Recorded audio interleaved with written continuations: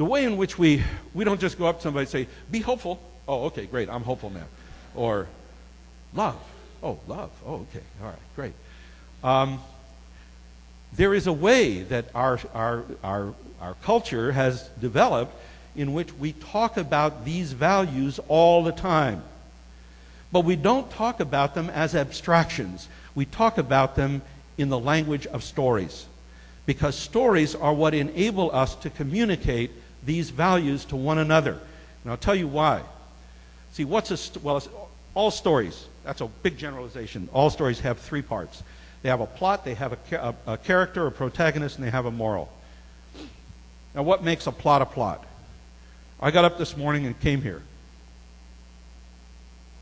Is that a plot? You lean forward, you want to know what happened? I got up this morning, and when we got here, the whole place was locked. There were police all around. What was going on? You getting a little interested? What gets you interested? Why are you leaning forward a little bit? Why? Tension, conflict. Is it conflict? It's just like I was on my way here for something to happen, and something got in the way, and it was weird, and it was different, and it was. You remember that word from what I was talking about before about the surveillance system? It was an anomaly. It was something out of what we expected. It was the unexpected. It was the uncertain and the unknown. See, a plot begins when the unknown intervenes. And we all lean forward. And why do we lean forward? Because we might actually come here and there'd be police outside? Not very likely. Because you might have the experience someday of staying in the hotel I was staying in, and not very likely. But what is the experience we all have every day in little ways and lots of times in our lives in big ways? It's the experience of having to confront the unknown. It's when we are called upon to make choices and we don't have the information. We don't know what to do. We're confronted with something. Got to deal with it. What do I do? No rule book. No rules to follow. What do I do? How do I handle this?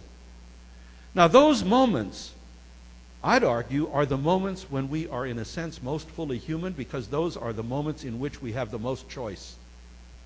And while they are exhilarating moments, they are frightening moments. Because we might choose wrong. We might make the wrong choice. That happens in small ways. The movie theater sold out of tickets. It happens in big ways. A marriage breaks up. We get thrown out of school. We lose our job. What do? Our capacity to spend billions of dollars on this plot is because we are all infinitely curious in learning how to act as agents, how to act as choiceful human beings, and how to make good choices under circumstances that are uncertain and unknown to us. So what happens in a story is that a challenge presents itself, the protagonist is confronted with a choice, an outcome occurs, the outcome teaches a moral, but because the protagonist is a human being, or a character, or a human-like character, because it's certainly animals like Eeyore and so forth, we're able to identify empathetically, and therefore we're able to feel, not only understand what's going on. So the story communicates the fear, the hope, the anxiety. And because we can feel it, we get the moral not simply as a concept, we get the moral as a teaching of our hearts. And that's the power of stories.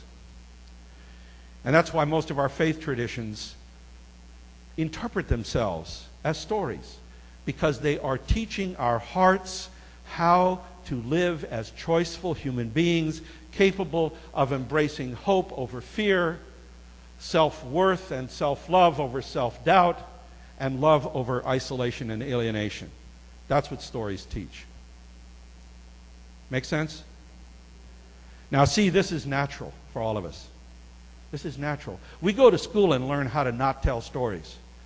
We go to school and learn how to give flowery speeches and how to talk big philosophies. And so sometimes we have to get back to the basics of how we have been motivating one another for years. forever since we've been around, and recapture that power. And that's the power of public narrative, or what I call public narrative. And the power of public narrative, or public storytelling, or leadership storytelling, is based on the same three elements that I described organizing and leadership as being about, and that Rabbi Hillel called to our attention. A leadership story is a story about, first, a story of self. Why have I been called? Why have I been called? Let me tell you some stories about why I've been called. I gave you a couple of examples when I introduced myself. You remember those? A couple of examples. What are some stories about why I've been called? Now, some people say, gee, I don't want to talk about myself. Well, the thing about it is, if you don't interpret your calling and your reason for doing what you're doing to others, you think it'll just stay uninterpreted? Who's going to interpret it then? Other people are going to interpret it. And just like John Kerry learned in the last election, sometimes the way other people tell your story is not the way you want to tell your story. So you don't have any choice if you're going to be a leader. You have to claim authorship of your own story and learn to tell it to others so that they can understand, appreciate, and share the values that move you to act, because it may move them to act as well. So that's the first piece, a story of self. And the thing about a story of self that's kind of cool is that we all have one. We all, what's utterly unique about each of us, besides our DNA, what's utterly unique about each of us is not the categories we belong to, the jobs we have, our gender, our race. What's utterly unique about each of us is our own journey. It is our own journey. It is our unique journey of learning to be a full human being, a faithful person. And those journeys are never easy. They have their challenges, they have their obstacles, they have their crises, and we learn to overcome them, and from learning to overcome them, or failing and later succeeded, we have lessons to teach. So in a sense, all of us walk around with a text from which to teach, which is our own text, the text of our own lives. And so the first thing we're going to work with you on is telling your story of self. Okay? And let me just say, this is not about learning a script. This is about learning a process, a way of accessing your experience and sharing that experience with others so that they in turn can share theirs, so that you can actually have a conversation about values and values that you share. You know, when we start off with issues, usually what happens is we get into what divides us. But when we start with stories and we start with values, we get at what often we share. We did a training session with Israeli and Palestinian negotiators last fall at Harvard who were there to learn negotiating skills, and we taught them the practice of public narrative, and the question was, what called you to public service? And we made them in teams of 2 Palestinians, 2 Israelis in each group. And as they started telling their stories about what called them to public service, not how they were different from that one, you know, of course, what they discovered. They discovered many of the very same kinds of motivations that would cause them to give up personal life for public life, that would cause them to commit to a process to try to bring peace. And that wasn't like cupcakes, kumbaya, and solve the whole peace problem. But what it did was open up a whole other ground of communication around values that enabled them to deal with their differences more constructively. Not to deny their differences, to accept and embrace their differences, because it isn't all differences. This makes sense?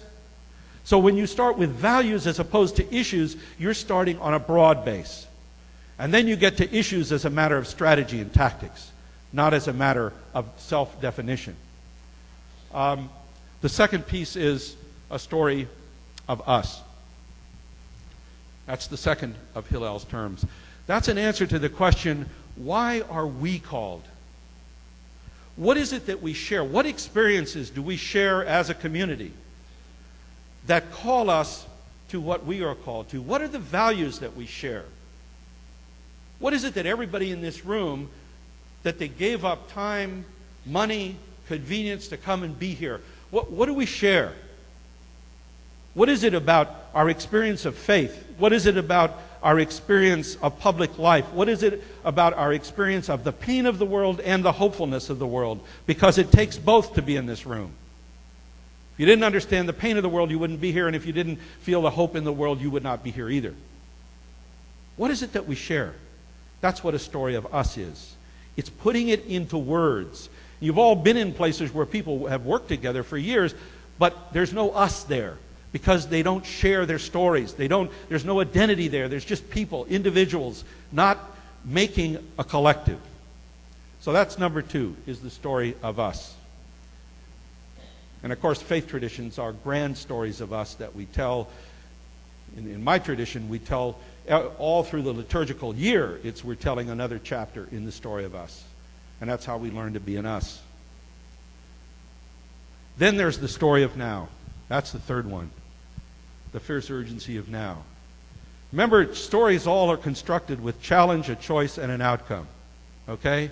The story of now is, we've just got through sharing about the values that we share, these wonderful values and aspirations that we have. But you know what? That's not the world out there.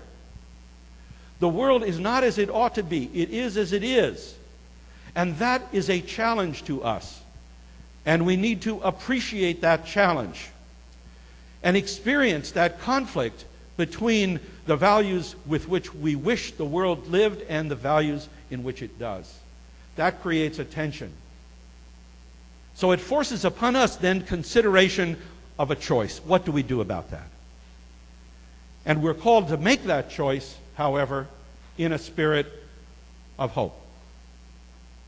So a story of now is a story about challenge, and it is about hope. It is about the nightmare, and it is about the dream. But it's about the nightmare and the dream that pivots around a core question, which is, what do I do?